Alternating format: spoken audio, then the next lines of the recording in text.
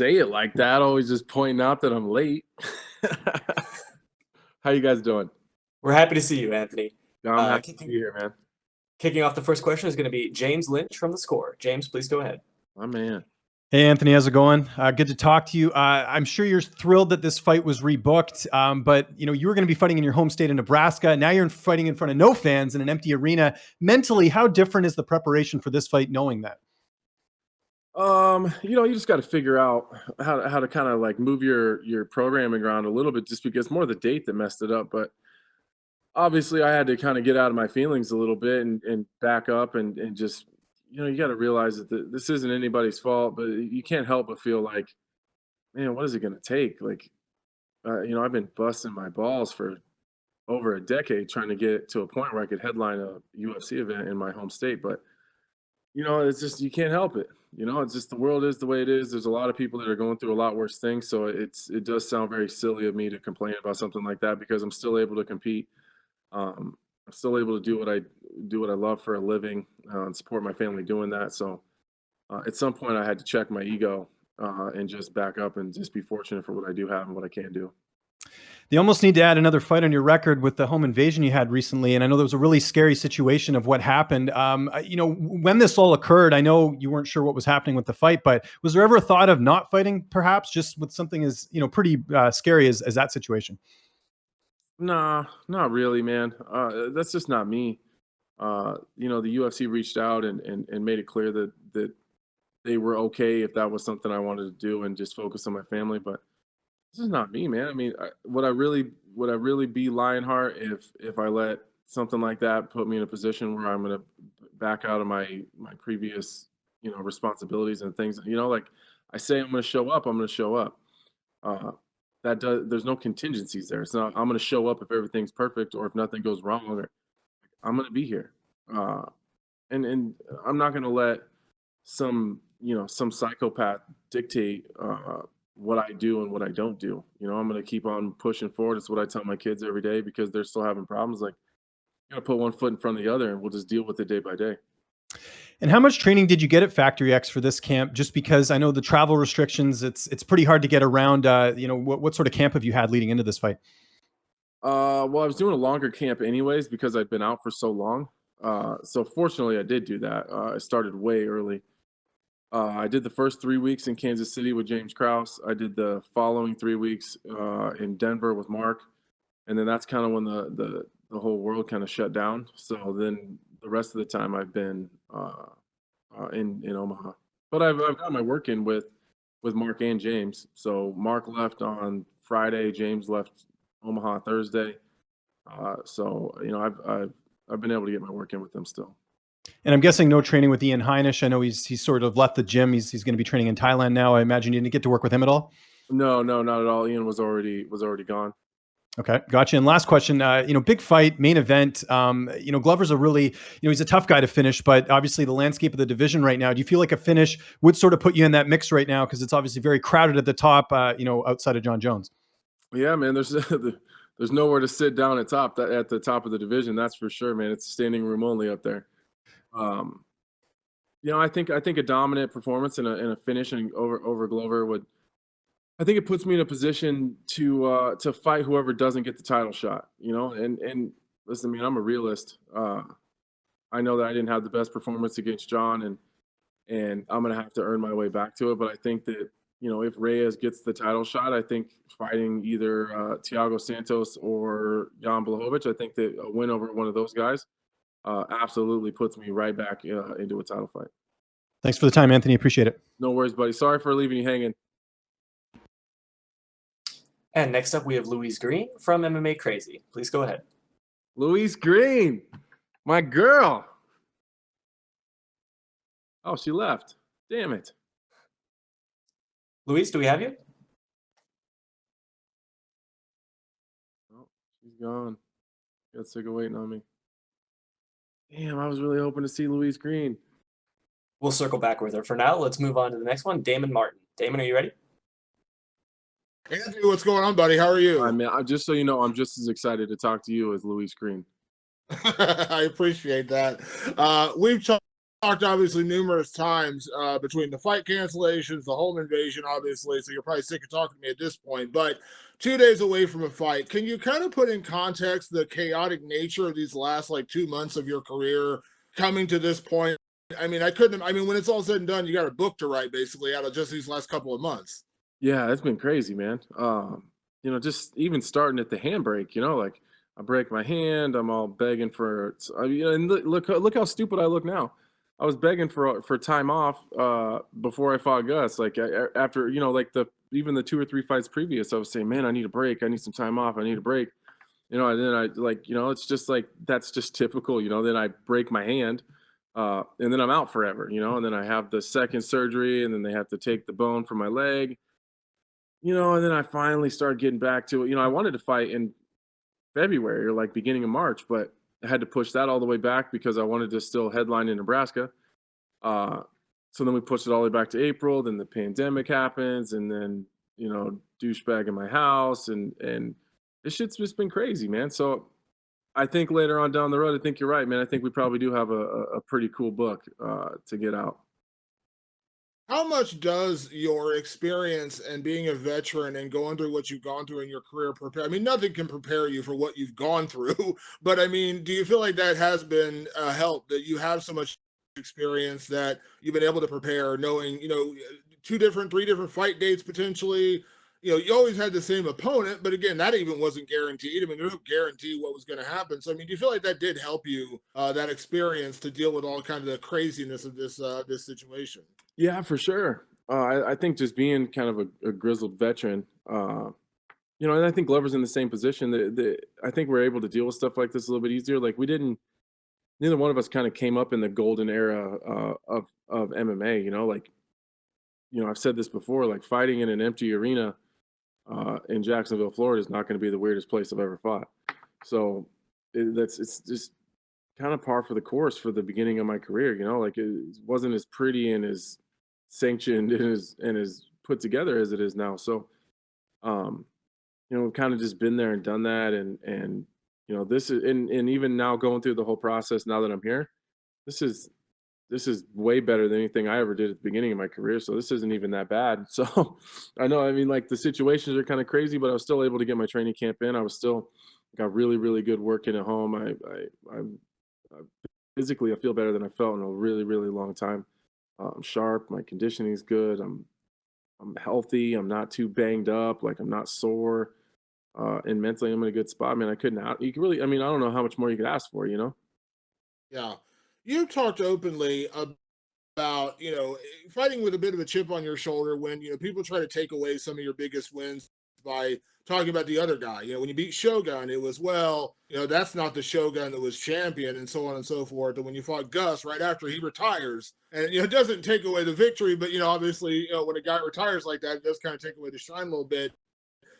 Glover's a guy who's a veteran, fought for the title, and obviously been out there. But in a way, do you kind of enjoy having that chip on your shoulder, because it seems like you're always out there with something to prove? Yeah, I think I've always kind of fought like that, and I think it's I don't drink my own Kool-Aid, like I don't believe my own hype. So I think a lot of it is I'm always trying to prove something to myself. Like I think sometimes, to be honest with you, there's a lot of times where I kind of feel like I don't belong. Like I just sometimes it's shocking that I'm still here, or that I've made it to this point. So it's always that, but it leaves me with this feeling of having to grind and continue to earn it and continue to push forward, because I shouldn't be here. I shouldn't be in this position. I'm a small town Nebraska dude that didn't have shit going for him, and I didn't even graduate high school. Like what sometimes it's like, what the fuck am I doing here? So I need to keep earning that and keep working towards that and keep making sure that no one's going to take that from me. So I think that that's where the chip comes from, is making sure that I'm doing everything to stay here. And my last question, Anthony, now that you are, one of those media folks as well on the side when you're not fighting, but also the light heavyweight division, everything that happens in this division does affect you, because as you mentioned, if you go out there and be Glover, there's only so many options in front of you as far as opponents go. So I want to get your opinion. If you play matchmaker right now, like, do you believe it should be Jones Reyes too, or in your mind, do you think maybe Jones Blachowicz makes more sense because it is a fresh matchup? If you're playing Joe Silva, or in this case now Mick Maynard or Sean Shelby, what matchup do you think makes the most sense for that title? I guess for me, when you start talking about what makes sense, I don't really know what makes sense, because I guess I'm not the UFC, so I don't know, like, financially what does that look like, timeline what does that look like. I think there's a lot of things that go into that. But who do I think deserves it? As much as it pains me to say it, I think Dominick Reyes deserves a rematch. I think that he did everything he's supposed to do. He went out there, he busted his ass, and gave John all he could handle it. And I think that if you ask 10 people, I think the majority of those people would say that Jon Jones lost that fight. On the flip side of that, I think Jan Blachowicz equally, well, maybe not equally, but he also deserves a title shot.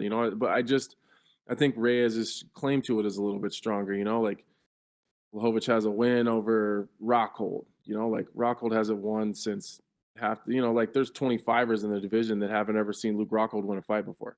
So it's been a while since that guy's done that. And he lost to Thiago Santos, who's also floating around up there. So he does have a good win over Corey Anderson. I will give him that. But I think the way that Reyes went in there and did what he did, I think that he had something stolen from him by the commission, and I think that he at least deserves the opportunity to right that wrong.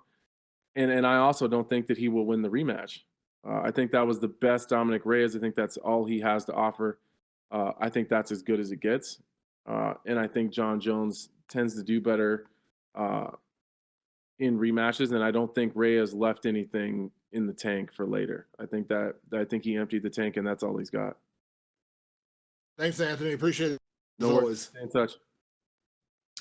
And up next, we'll have Mike Bond from Rolling Stone. Mike, please go ahead. What's up, Anthony? How are you doing? I'm good, man. How are you? I'm well, thanks. I'm interested to know, you just said a few minutes ago there that, you're feeling really good and everything. Everything can be, going better. We spoke a couple weeks ago. You admitted you were feeling a little run down, a little beat up. At what point did you kind of turn the corner and start feeling, really good again? When we started shortening as you get towards the end of a camp, all the meat and potatoes were like right when I talked to you, we were like just getting towards the end of, like, the suck, when it's just really, really tough and really hard, and your coaches are assholes and they don't give you a break, and you just, they're sitting over there. That's why I said that.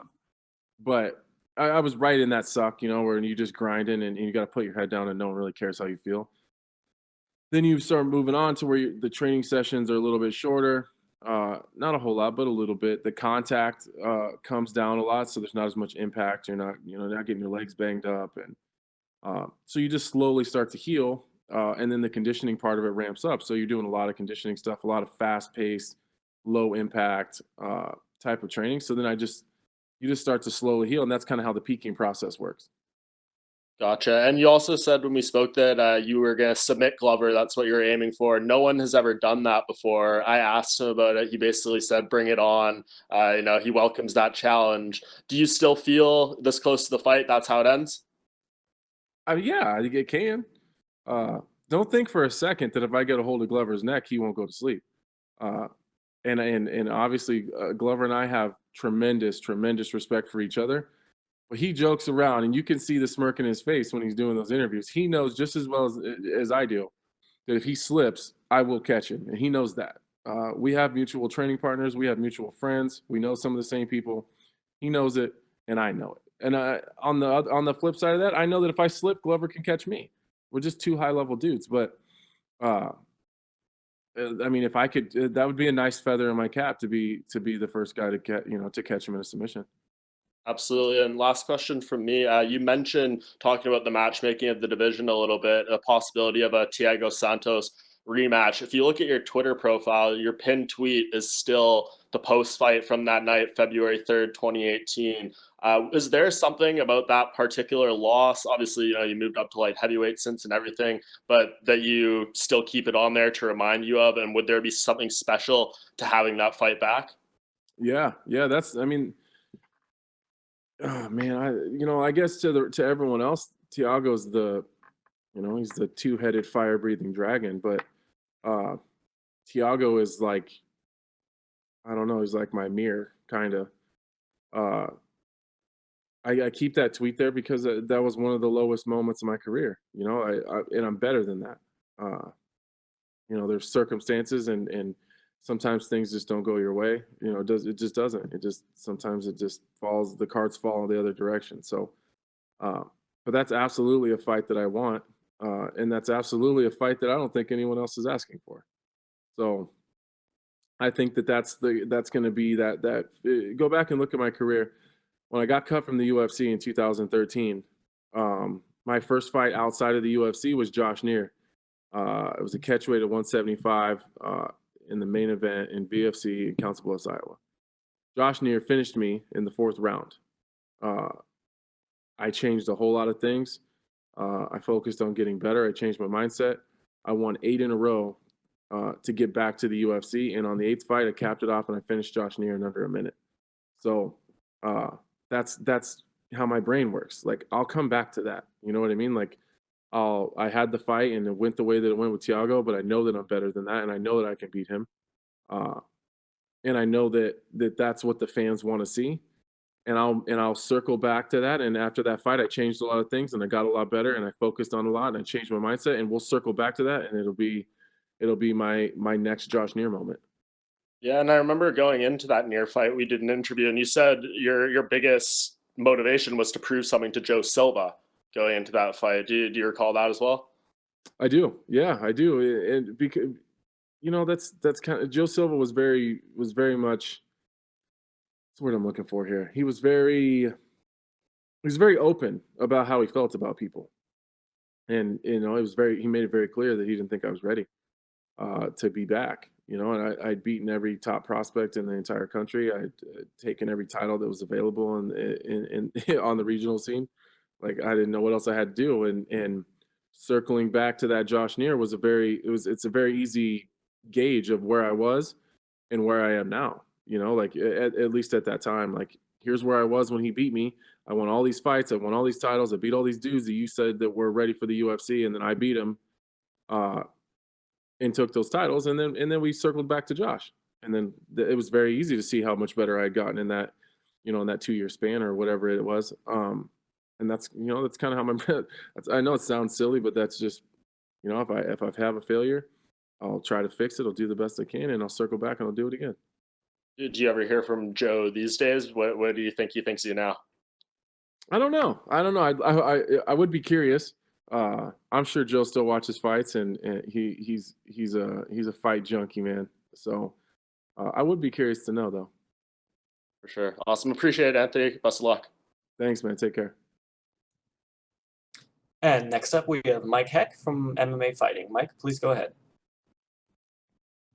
Anthony, how are you, man? I feel like we're getting very reflective here with this conversation because, and I'm not trying to link you with Jon Jones, but with everything you've said, I think people say that there should be a 30 for 30 about Jon Jones and what happened throughout his career. And to me, I think an Anthony Smith 30 for 30 or a documentary would be equally, if not more fascinating, considering what you have gone through in your career. Like, I know you're focused on Glover and the task at hand, but do you find yourself like, in reflective points, thinking back on your career, like getting that short notice call back with the UFC? Now you're about to headline your 5th consecutive event. You've had a title fight with Jon Jones.